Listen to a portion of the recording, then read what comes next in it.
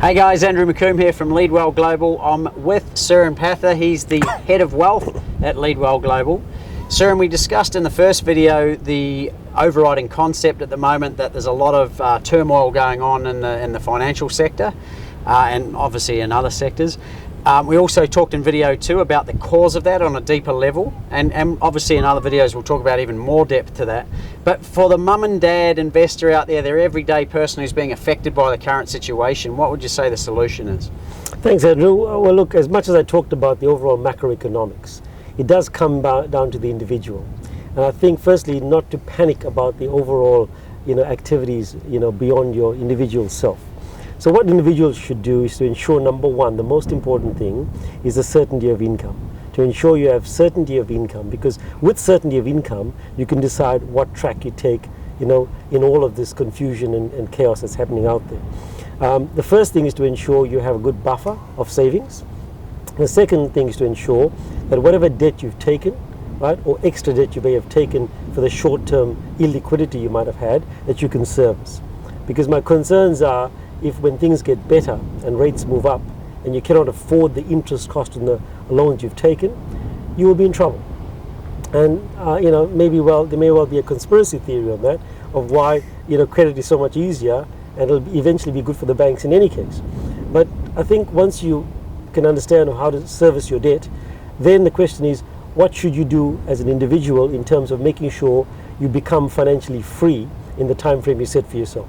So you need to understand all the asset classes out there, the time frame you have to get to that goal post, and what income stream that you will need to call yourself rich. Now, when I say rich, my definition of rich is simple. It's when the income streams from passive assets exceeds your needs or your spending, you are rich. So everyone has different levels of wealth and needs, and it's important to understand what your goalposts are and how you get there. Okay, so one is a short-term strategy, look after where you are now and really try to, I wouldn't say bunk it down, but be making sure that you're okay. And then long-term strategy is finding out that financially free strategy that's different for everyone and start to work towards it once things settle down. Is that what you say? Yes, there's lots of strategies out there, and there might be some speculators out there, and if you're in a position to speculate, then one needs to look at that differently. But if you're not, then one has to take a longer term view and not panic. The worst thing people can do right now is to panic and then fire sell the assets and later on regret it, because as with all things, what goes down also goes up and vice versa. Well, it's an interesting concept, isn't it? Because things change, right? Things die and things are born every split second. This is another, or is this another one of those, and will the financial system change after this exogenous shock? Look, I think it will. I think what has happened, as I said, since the global financial crisis is that it has become a huge disparity between different income earners and people. I think the rich have gotten richer, the poor have gotten poorer, and the middle class have been squeezed down.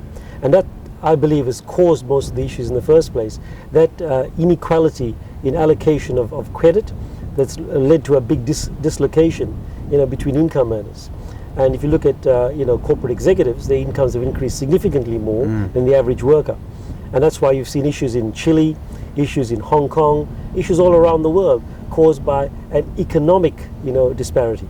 Suren, what is this balance you talk about?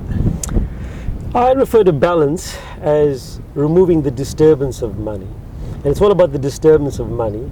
And you're disturbed because of expectations you set and a worry about not achieving those expectations. So balance must be between balancing lifestyle with money, and therefore the assets you choose enables you to balance money and your lifestyle while removing the disturbance of money. Well guys, interesting information. If you want to know more, go to leadwellglobal.com and Suren would be more than happy to help. Suren, we'll obviously have more videos from you and about maybe looking at this new financial way of being in the future, and thanks very much for sharing your information today.